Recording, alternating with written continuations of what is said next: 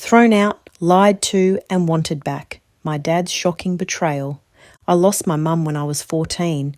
Dad remarried when I was 17. My stepmum has a daughter. Her and Dad had a boy, and now she just gave birth to a little girl. Anyway, I have worked since I was 16 to have enough money to buy what I need. When I turned 18, Dad said I was now an adult and should start paying rent.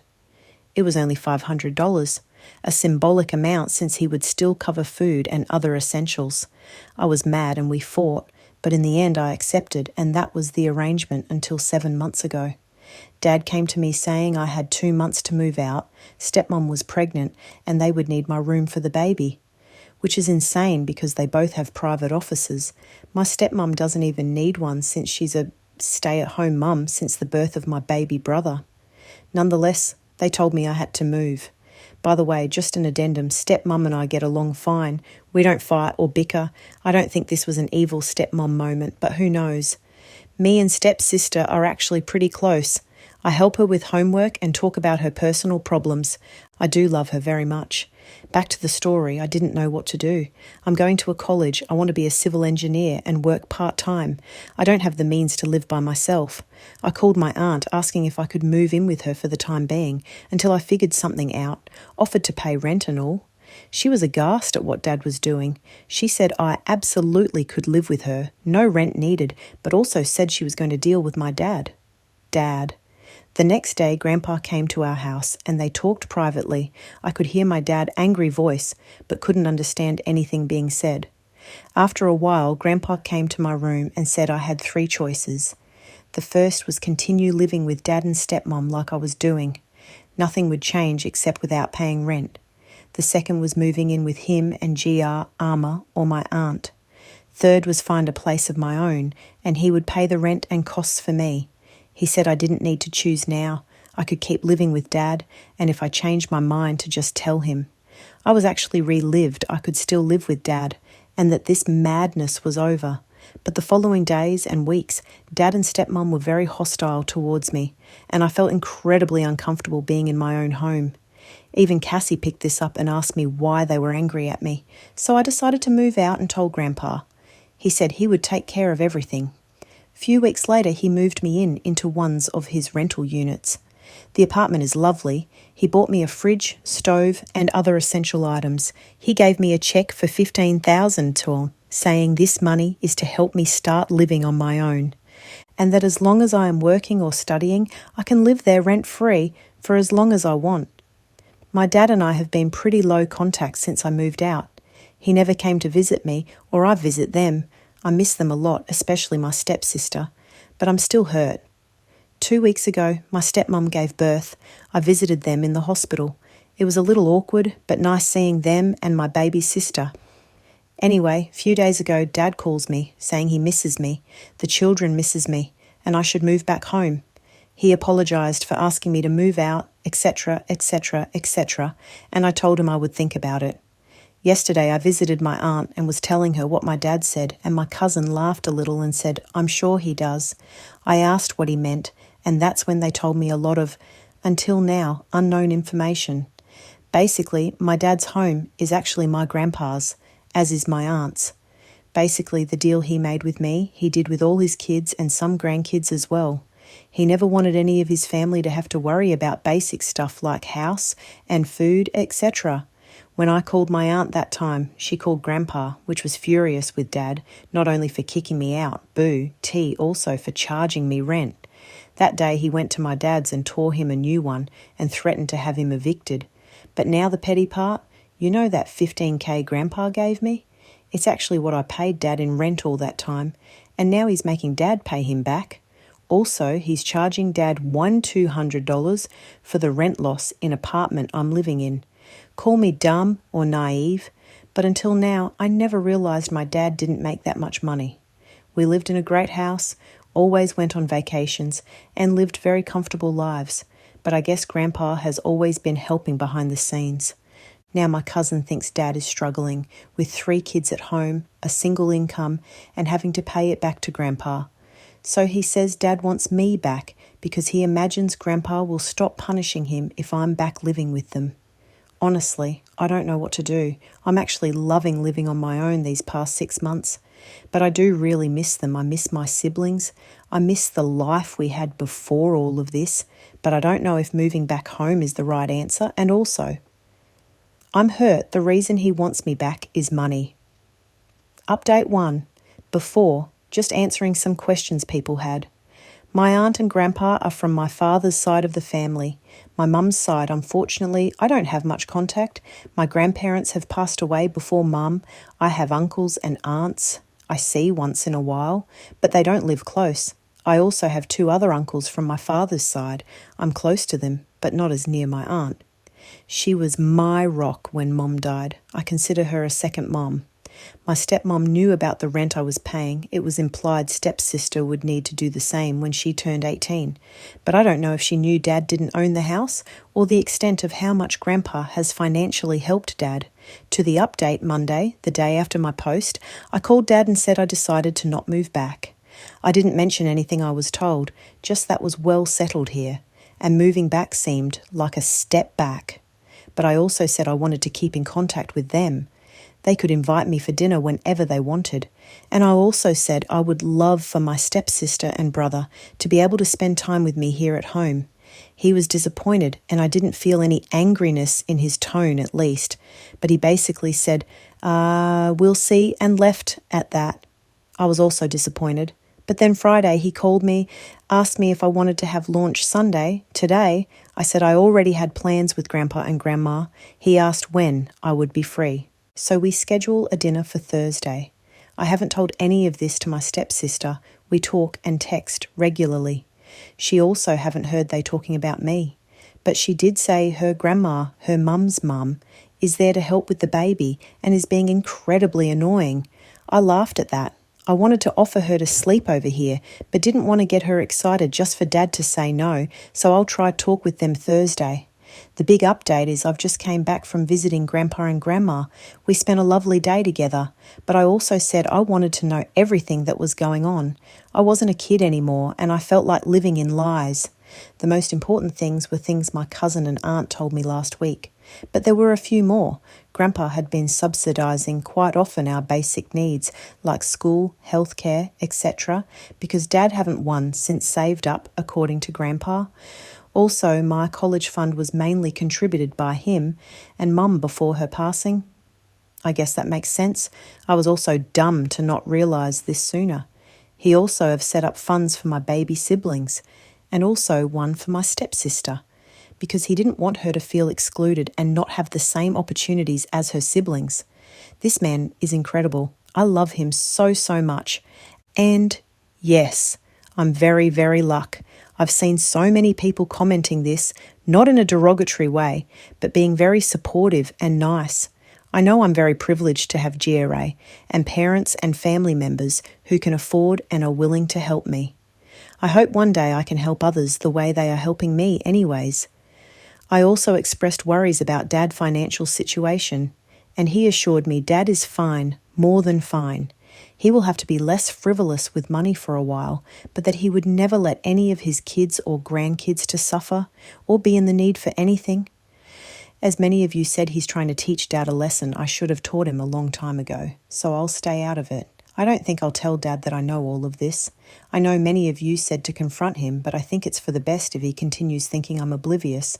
Lastly, we talked about why Dad kicked me out. He didn't have an answer either. I could see he and Grandma were very hurt by what Dad did. He said he asked for an explanation but got none. That's it for now. I'll continue trying. Have a relationship with my siblings outside of my dad and stepmom. I also try to schedule some weekly dinner with them. I know what you guys said about my father is mostly true, but I need to at least try have a relationship with him, if not for him, for my siblings and for me. But don't worry, I won't let him hurt me anymore. I hope things go well for you. There isn't much of an update, but some people messaged me asking about how was the dinner, so last Thursday I went there after work. Gosh, I missed my siblings so much, and I spend majority of the time with them.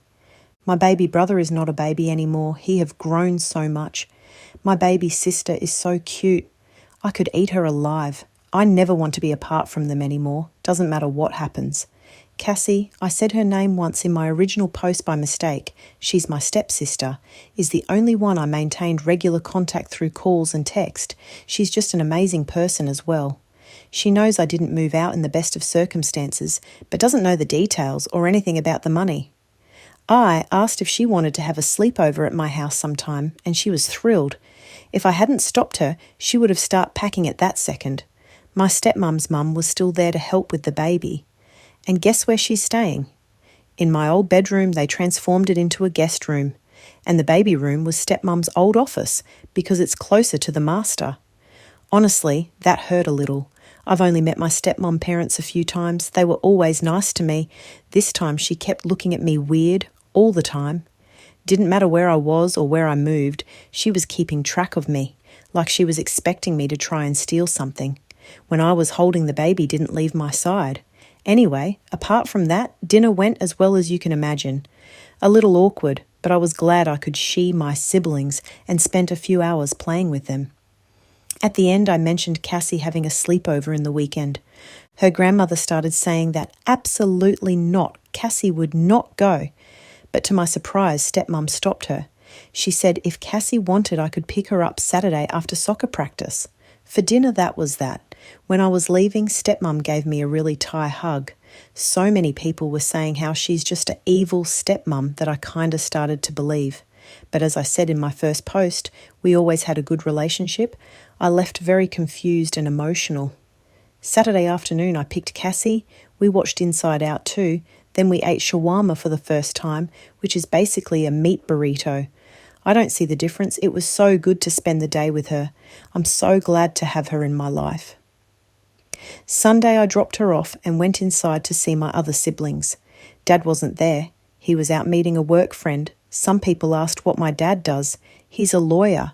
And stepmom used to work for an advertisement company, but is now a som. We have another dinner scheduled for Friday.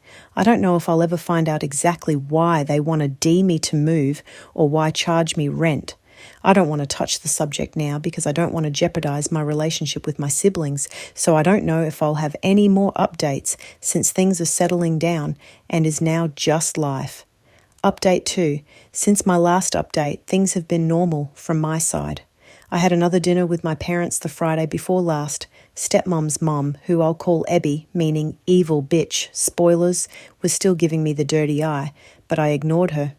I had scheduled dinner with them for last Friday, and I was talking to them about taking my little brother to the park yesterday. But Wednesday my dad called me asking if I could instead postpone dinner and instead go to Grandpa's on Saturday because he needed to talk with the whole family. Meanwhile, I had been talking to Cassie and she's been telling me stepmom, I'll call her Shtay, and Ebby have been fighting a lot.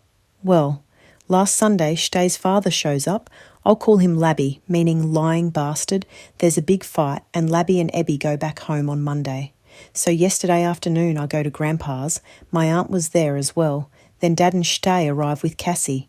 Dad was clearly embarrassed. He apologised to me, to my grandparents. Shtay apologised to me as well. And Dad gave an explanation, apology, reason for everything that happened in the last few years. Some things I already knew, but Cassie didn't. She was present for the whole thing, so I'll try to tell everything here. I don't know how coherent I'll be, but I hope you can follow me. Years and years ago, Grandpa and a friend started a company. The company was very successful. When Dad was 25, Grandpa sold the company and made a lot of money, so he decided to gift each child a home. He gave his kids $350,000 each, with a promise they would use to buy homes or pay out the mortgages. Grandpa had seen people lose their homes and didn't want that to happen to his kids. Dad didn't buy a home, however. He actually moved to New York to start his own practice and become a big and successful lawyer. And as you can imagine, things didn't turn out so well for him. Half a decade later, he has no money left, can't pay rent, so he reaches out to Grandpa and moves back home. Grandpa helps him find a job with a buddy of his. After a while, Dad starts to put his life back together, rents a home and move out from Grandpa's, meets my mum and starts dating her. They fall in love. After a while, he asked to marry her. Before they married, Grandpa came to them and said he would gift them a home. He had already talked with his other kids and they were fine with it, but because he didn't trust Dad and the home is so Dad's future, Kids would always have a roof over their heads, the home would stay in his name, and in his will, they would go directly to Dad's kids. So, I was actually mistaken before. My uncles and aunt don't live in homes owned by Grandpa, only my dad does. And I think 2 cousins of mine as well, next thing I was born. Life is good for a while. Then Mum passes away. Dad struggles with taking care of me alone. That's when Grandpa starts to help financially. Few more years, Dad meets Stay, but Dad is embarrassed about not owning the house, and that Grandpa is helping him, so he never tells Stay any of this. For her, Dad was just a moderately successful lawyer. They marry, she becomes pregnant, she asks if she could become a full-time som, and Dad is embarrassed to say no, so he tells her it's fine. In the meanwhile, now with 3 kids plus a som wife, Dad is struggling even more, Grandpa is helping more, and Dad's savings are being diminished day by day. Dad admits that he kinda threw Stay under the bus to Grandpa, blaming her for his financial problems to Grandpa, so Grandpa would continue helping for the sake of the kids. Now I need to go back a little and talk about Labie and Ebby. Just as Stay, they think Dad is a rich, successful lawyer, and they start saying to Dad how he's spoiling me, how I'm going to be irresponsible with money, how I have an easy life, that when Labie was my age, he had to pay rent to his dad, and he did the same with his son, Stay's brother, and how successful they became, never needing anything from anybody, bootstraps, etc., etc., etc. And apparently that got into Dad's head. He became afraid I would be dependent on him, or more likely Grandpa, and his money, instead of being successful on my own. He became afraid I would be a failure like him that still needs his dad to bail him out. So he started getting advice from his in-laws. Why not ask his own dad, who's much, much more successful and raised 3/4 of his kids to be successful as well? I asked, and apparently it's because he felt embarrassed. That comes up again and again and again to explain Dad's action. Embarrassment. He didn't want Grandpa to think even less of him, therefore the rent idea, which was a suggestion from Labie. Dad says his initial plan was to save the money and give it to me later, but with a new kid, Stay not working, and trying to project to Stay and his in-laws how things were fine, saving the money became impossible according to him. By the way, he also lied to me here at the time, saying it's a normal thing to do, that Grandpa had done it to him and his kids, which is a lie I discovered 8 months ago, but with everything else that happened that seemed small at the time. There's a detail that I didn't disclose in my previous post because it didn't matter, or so I thought. And that is I'm part of the LGBTQIA plus community. I don't hide this fact. In fact, I was already out to my mum before her passing. But it's not something I advertise either. That'll become relevant later. Anyways, continuing. Labie becomes Dad's confidant and he starts to open himself to him about his money troubles, and Labie start to say things like, should move out and things like that to Dad, which is rejected initially. Then Stay becomes pregnant again. And Dad panics. T hats when Labie and Ebby come to Dad and say they would help him, not only financially, but Ebby would move in with him and stay after the baby to help out, and even convince Stay to go back to work, since Ebby would be there taking care of the kids. But for that, I needed to move out. Their reason is because the home wouldn't be able to accommodate Ebby, and that it was time I left the nest, etc., etc., etc. So they convinced Dad I needed to move out. Dad didn't tell Stay any of this, keep in mind, only that he thought it was the best for me, and the baby coming was just a great opportunity. According to them, Stay was against this, but Dad pulled my daughter. I know best card, so she deferred to him. They tell me I need to move out. I talked about this from my point of view. That day, Grandpa goes to my dad's home and they have a huge fight. Not only Dad and Grandpa, but Dad and Stay. Because it was then she discovered Dad didn't own the house. Dad had almost no savings, and Dad was dependent on Grandpa. Dad's deal with her parents was still a secret. At this point, I asked Stay why then she acted so hostile towards me after that day, so much that made me unwelcomed and wanting to move out. And she looked shocked. She apologized to me and started to cry, saying that she was never mad at me, but at Dad, that she had no idea she was to blame for me moving out. I was crying as well. I said, it's not her fault. And guys, I know many of you have said bad things about her, and I don't blame you, but I do believe her. The look on her face when I said I felt unwelcome and that's why I moved out, it's not something you can fake. Now I'm thinking she's as much of a victim of my dad's actions as me. And all this time she was just trying to give me space. So going back to events, I move out. Grandpa not only cuts Dad from all financial support, but starts to charge him money for the house. The only thing he continued paying for is Cassie's education. Now everything in the open, and Dad and Stay have to cut everything. Dinners, expensive foods, sell her car, etc. Larby and Abby give them some money as well to help out. Poor Stay is stressed out, pregnant with a lying husband. I'm actually sad for her and what she went through. I was looking at Grandpa and I could see he was as well. I don't think he realised the amount of stress he was placing on her. I don't know how he will proceed from now on regarding Dad and the house. Before the baby is born, Abby moves in with Dad and Stay. Stay gives birth, things are normal. But with a new baby, Dad feels even more guilty over what happened, and that when he calls me. Again, this part I already told you. Jumping to when I went to dinner the first time, Dad and Stay also recognise Abby acting strange towards me. After I left, they talked. Nothing came from it. But Stay kept talking to Dad about her mum. And Dad started to tell her his conversations with Abby and Laby about money and raising kids, etc. after my second dinner. Stay confronted her mum and they had a huge fight. And apparently that's when she said something in the lines of, I can't believe you're letting that slur back into your home after getting rid of her. And that's when the coin dropped for Dad, and he realised how much of a fool he has been. They kicked Abby out, Laby came to pick her up, and they had another fight. Dad actually wanted to act as nothing had happened, continue with me visiting and rebuilding the relationship, but Stay put her foot down and said he needed to come clean about everything, not only to me but Cassie and everyone as well. And so we came to the present. I was crying, Stay was crying, Cassie was crying, Dad was crying, Aunt was crying, Grandpa was crying, Grandma, who hadn't said a single word, was holding me tight. According to Dad, that's all. No more lies, no more deception. Dad and Stay left after that. I slept at Grandpa's because I was in no state to drive. Came home this morning, took a fucking long shower, cried a lot, and now I'm typing this out to see if it helps me make sense of all of this, make sense of my thoughts and feelings. I guess that's the end of the story. I don't know what I'm going to do now.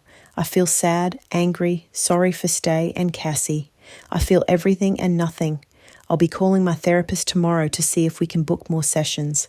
I've been going every Friday, day, but I can't wait a whole week. On the bright side, whoever had bet evil step-grandmother won. Now on to second story.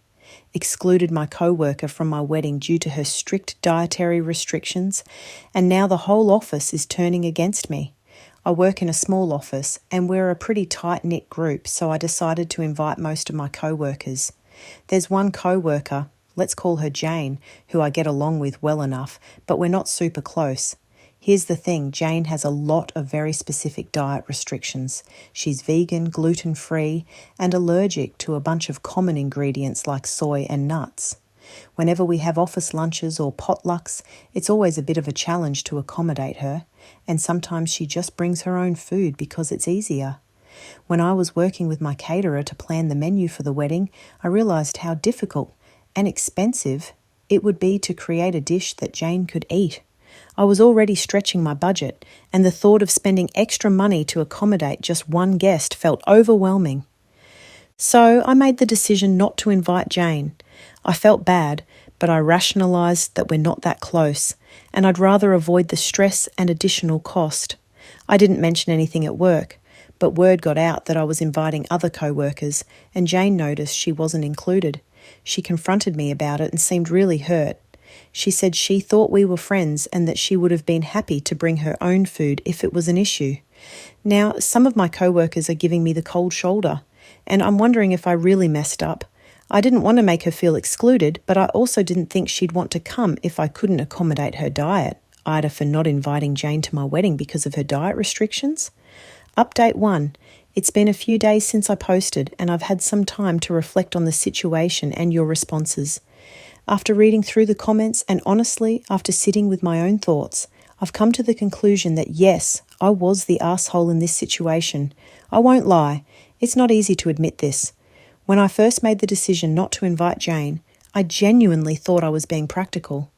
I convinced myself that since we weren't that close, it wouldn't matter much to her. But in doing so, I completely overlooked the fact that this isn't just about logistics or budgets.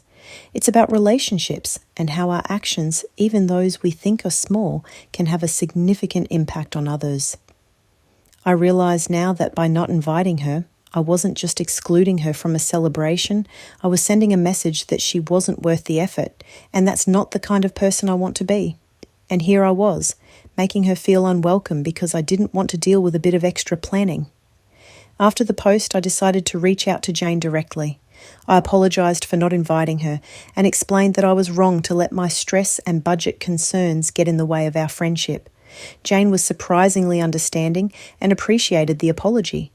We had a good talk, and while I'm not sure if I can undo the hurt I caused, I'm hoping we can move forward from this. I've also realised that sometimes the effort we put into our relationships, especially during significant moments like weddings, is what truly matters.